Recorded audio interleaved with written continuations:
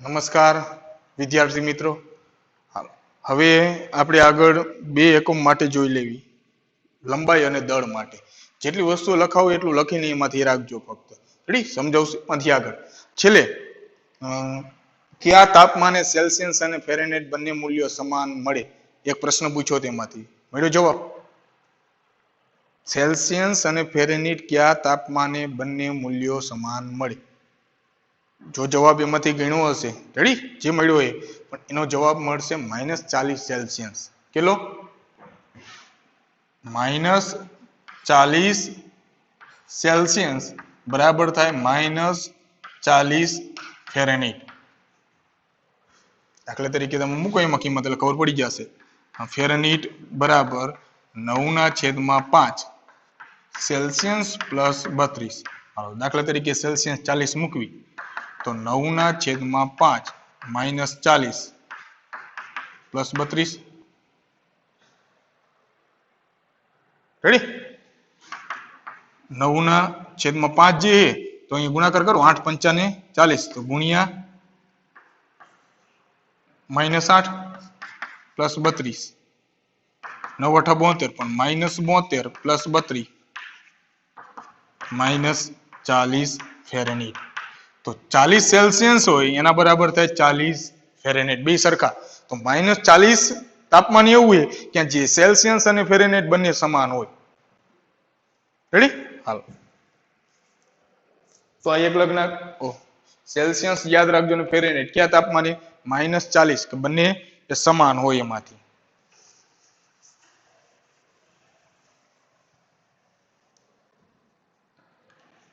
હવે આગળ તો લેવી લંબાઈ.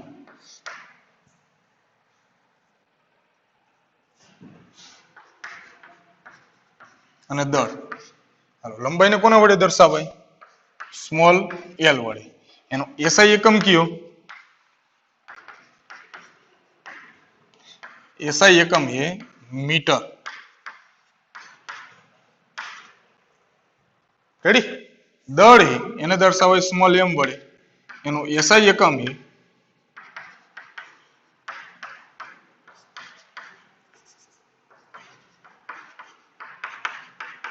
કિલોગ્રામ. એનો SI એકમ કિલોગ્રામ. હવે લંબાઈ માટે કેટલી જરૂર પડશે? સૌથી વધારેમાં વધારે એકમ તરીકે આવશે કિલોમીટર. શું આવશે? કિલોમીટર. બરાબર? તો એક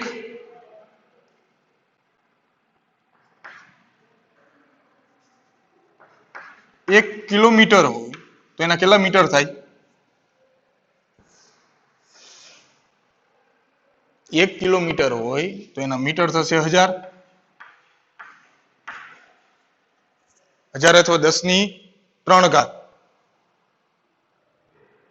1000 અથવા 10³ રેડી? હાલો, અહીંયા દાખલા તરીકે ઘાત સ્વરૂપે લખો તો થાય 10³ રેડી? હવે સૌથી મોટો એકમ આ વપરાશે, એના કરતા બધા નાના એકમોમાં આપણે જવી. 1 મીટર હોય હવે તો એના સેન્ટીમીટર 100, 10².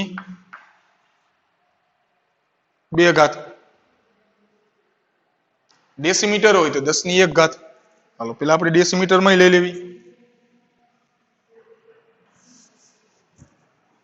1 મીટર હોય તો 10⁻² ડેસીમીટર. 1 ડેસીમીટર હોય તો 10⁻² સેન્ટીમીટર. રેડી? 1 સેન્ટીમીટર હોય આગળ એક જ છે. જો ડેસી અને સેન્ટીમીટર માં કેટલો તફાવત? 10⁻². તો 1 ડેસી બરાબર 10 સેન્ટી. 1 સેન્ટીમીટર હોય તો 10 મિલીમીટર. મિલી પછી હવે માઇક્રો. તો 1 મિલીમીટર હોય તો માઇક્રો થાય 3 મિલી અને માઇક્રો વચ્ચે 10³ માઇક્રોમીટર. 1 માઇક્રોમીટર હોય તો માઇક્રો નેનો વચ્ચે તફાવત 10⁻³ માઇક્રો એટલે 10⁻⁶ નેનો એટલે 10⁻⁴ 9 ઘાત. તો 10 ની 3 ઘાત નો તફાવત ને. કોણ મોટું? માઇક્રો. માઇક્રો, નેનો, -3 મિલી, -2 સેન્ટી અને -1 ડેસી. રેડી? તો 1 માઇક્રોમીટર તો નેનોમીટર, 10 ની 3 ઘાત નેનોમીટર. 1 નેનોમીટર તો 10 ની 3 ઘાત પાઇકોમીટર. 1 પાઇકોમીટર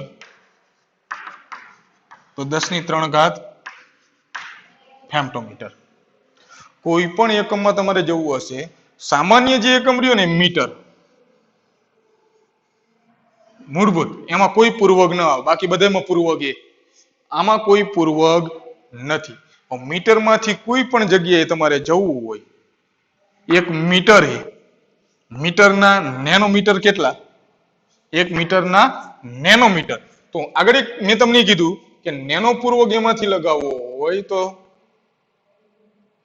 અહીંયા પૂર્વક લગાવવો હોય તો જે એનો ગુણાંક એના વડે ભાંગવા પડે અથવા એની વિરુદ્ધ નિશાની વડે ગુણ નાખો. તો 1 મીટર બરાબર કેટલા નેનોમીટર થાય?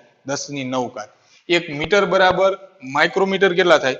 10 ની 6 ઘાત. તો અહીંયા ગણતરી કરશો એ મળશે. જો 1 મીટર એ તો 1 મીટરના નેનોમીટર ગણવા હોય ક્રમશઃ 10 ની 1 ઘાત, 2 ઘાત, 3, 1, 2, 3, 3 ને 3 6, 6 ને 3 9. તો 1 મીટર બરાબર 10 ની 9 ઘાત નેનોમીટર. ખબર પડી હું શું કહું એમાંથી? પણ એ કઈ રીતે એમાંથી એકમ પરિવર્તન ને કરવાની આગળ શીખવાડીશ. ખાલી આટલું એમાંથી લખીને યાદ રાખજો. આટલું લખ નાખજો. દળ એ તો 1 કિલોગ્રામ બરાબર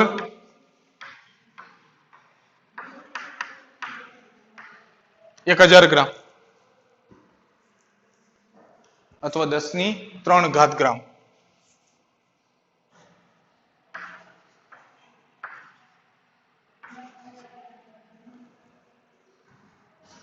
બરાબર? હવે ગ્રામમાંથી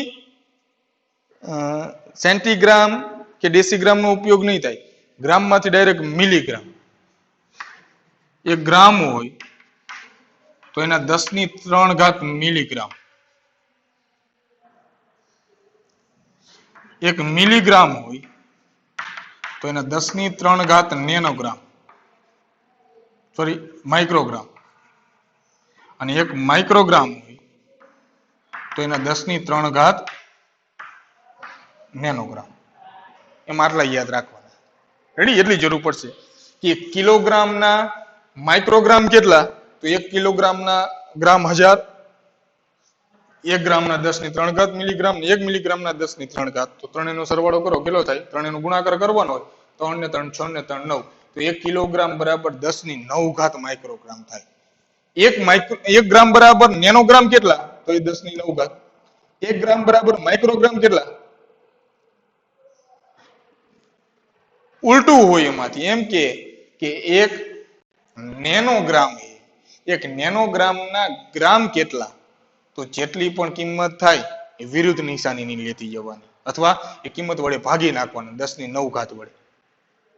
બરાબર? અહીંયા હું એમ કહું કે 1 નેનોમીટર છે, 1 નેનોમીટર છે, એ નેનોમીટરના મીટર કેટલા? તો નેનો પૂર્વક કાઢવો હોય ને, કાઢવો હોય તો કેટલા આવે? 10 ની -9 ઘાત. અથવા તમે ગણતરી કરો 3 ને 3 6 7 8 ને 9. તો જ્યારે મોટા એકમમાંથી નાના એકમમાં જતા હોય, આ સૌથી મોટો એકમ, એમાંથી જ્યારે નાના એકમમાં જશો તો એનો જે પૂર્વકનો જે ગુણાંક હશે એના વડે ગુણવામાં આવે, કિંમત વડે ગુણવાના. મોટા એકમમાંથી નાના એકમમાં જાઓ.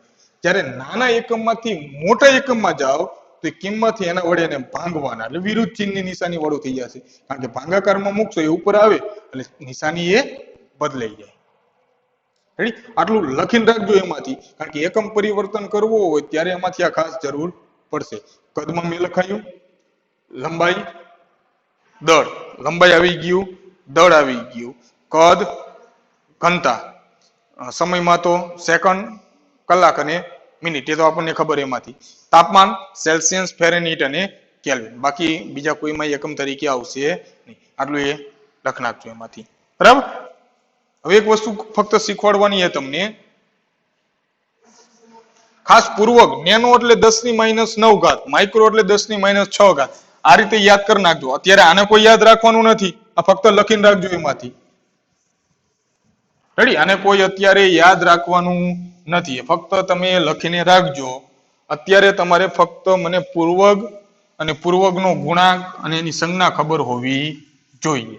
આગળ જે કોષ્ટકમાં લખાયું હતું એ પેજ નંબર 6 ઉપર જે કોષ્ટકમાં કીધા હતા એ ગુણાંક અને પૂર્વગ એ નક્કી હોવો જોઈએ.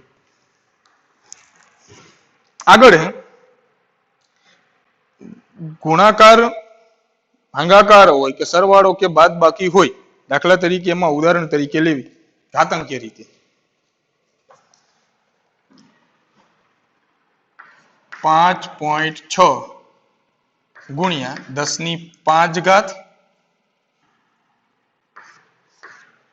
ગુણ્યા 6.9 ગુણ્યા 10⁸. હાલો આનો જવાબ આપણે મેળવવાનો. રેડી? ઘાતાંકીય રીતે હોય તો ગુણાકાર ને ભાગાકાર કઈ રીતે એમાંથી કરવાનો? તો આ બધા ગુણાકારમાં છે, તો પેલા તો ગુણાકાર કરશો તમે 5.6 ગુણ્યા 6.9, 5.6 ગુણ્યા 6.9. રેડી? આ એક. હવે 10⁵ ગુણ્યા 10⁸.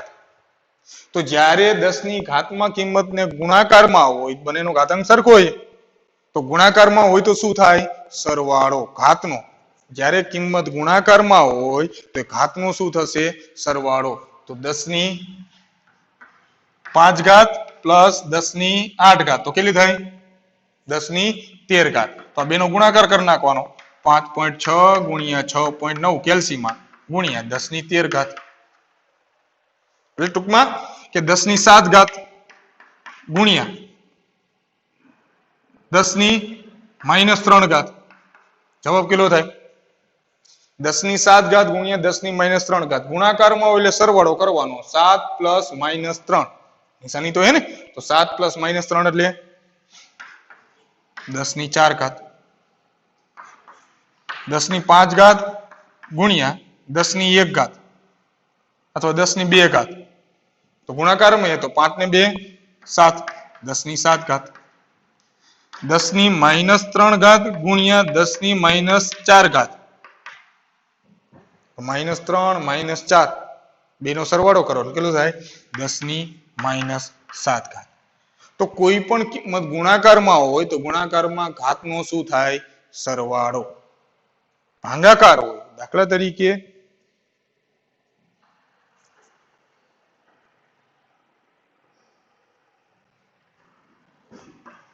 2.7 ગુણ્યા 10⁻3 ભાગ્યા 5.5 ગુણ્યા 10⁻4. 2.7 ગુણ્યા 10⁻3 છેદમાં 5.5 ગુણ્યા 10⁻4. તો આ તો બે ભાગાકાર થશે જે કિંમત મળે. આપણી પાસે 10⁻3 છેદમાં 10⁻4. તો ભાગાકારમાં હોય તો થાય બાદબાકી બંનેની ઘાતનું. 10⁻3 માઇનસ -4 માઇનસ માઇનસ પ્લસ, તો 10⁻3 પ્લસ 4 તો કેટલો વધે? 10. અથવા છેદમાં હોય ઘાત અને અંશમાં ઉપર લઈ જાવ તો થઈ જાય પ્લસ. આ 10⁻3 છે, 10⁻4 નીચે માઇનસ છે, ઉપર લઈ જાવ તો પ્લસ, ઉપર ગુણાકારમાં 4 તો -3 ને 10⁻4 કેટલી વધે? 10⁻1. બરાબર? કોઈ પણ કિંમત 10⁸ છેદમાં 10⁵. તો 10⁵ ઉપર લઈ જશો એટલે માઇનસ, તો 10⁸ અને ઉપર 10⁻5. 10⁸ ગુણ્યા 10⁻5 તો કેટલી થાય? 8 અને આ -5 છે, તો બેનો સરવાળો કરો તો કેટલી વધે?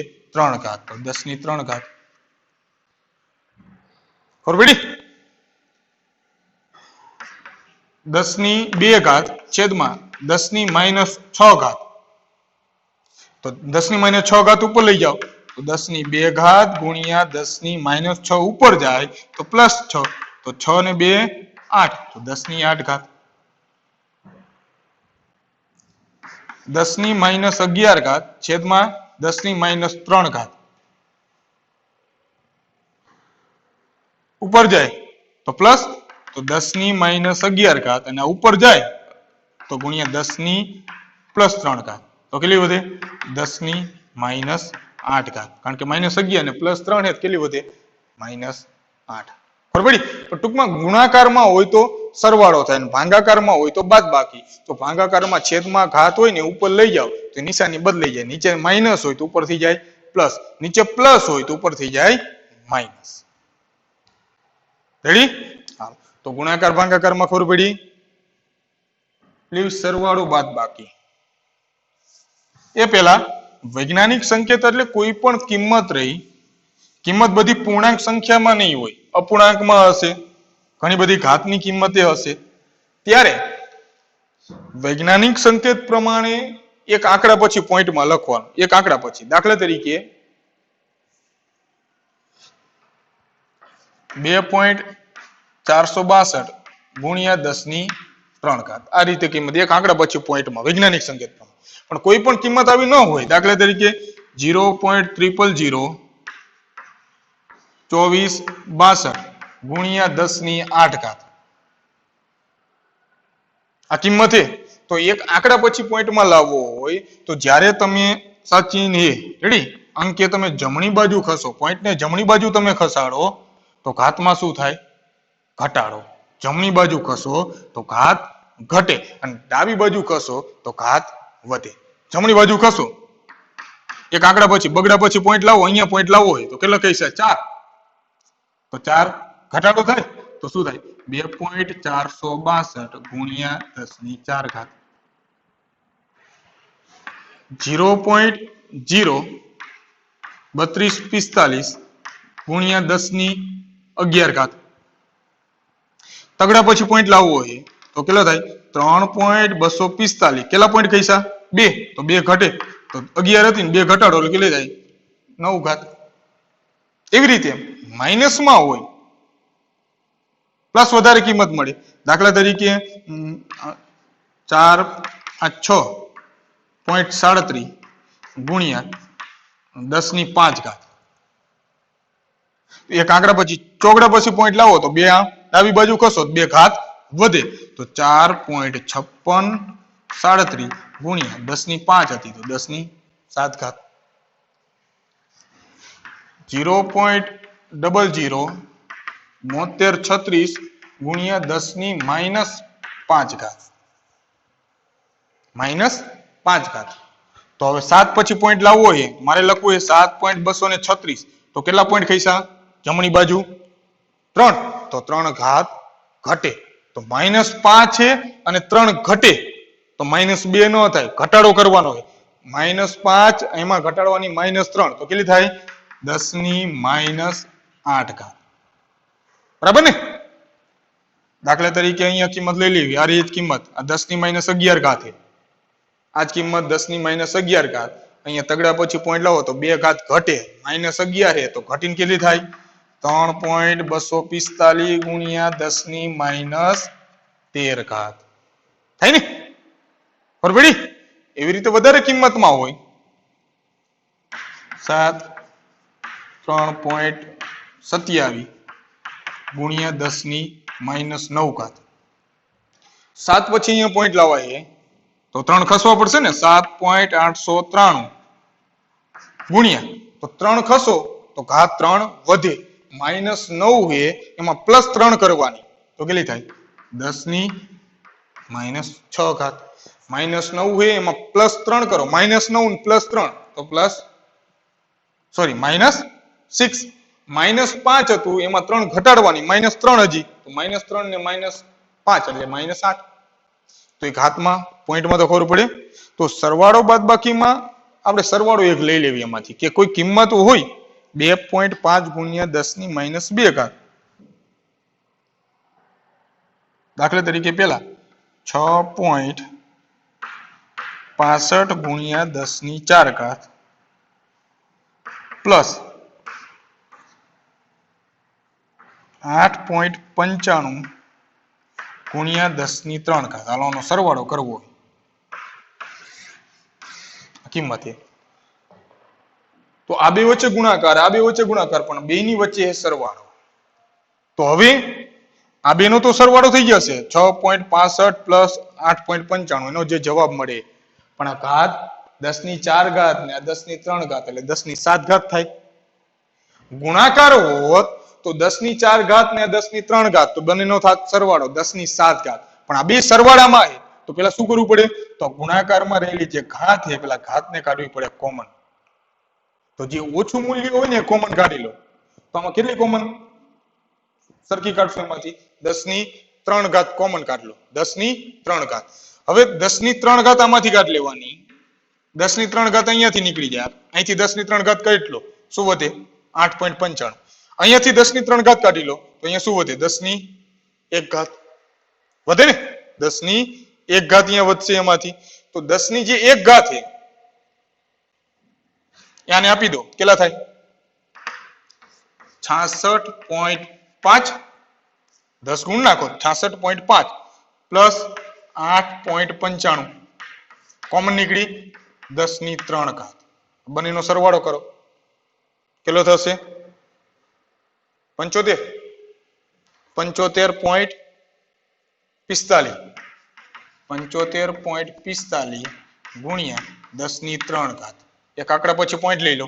7.545 એટલે ડાબી બાજુ ખિસ્સા તો ઘાત વધે તો ગુણ્યા 10 ની 4 ઘાત. આ બંનેનો સરવાળો. અથવા બીજી રીત 10 ની 3 ઘાત કોમન કાઢી એની જગ્યાએ 10 ની 4 ઘાત કોમન કાઢો. 4 ઘાત પણ અહીંયા તો 3 ઘાત જ છે તો અહીંયા 4 ઘાત કરવી હોય તો એક પોઈન્ટ આ બાજુ ખસવું પડે તો કેટલું થઈ જાય? 6.65 ગુણ્યા 10 ની 4 ઘાત પ્લસ 0.895 ગુણ્યા 10 ની 4 ઘાત. 4 ઘાત કોમન કાઢી નાખો તો 6.65 પ્લસ 0.895.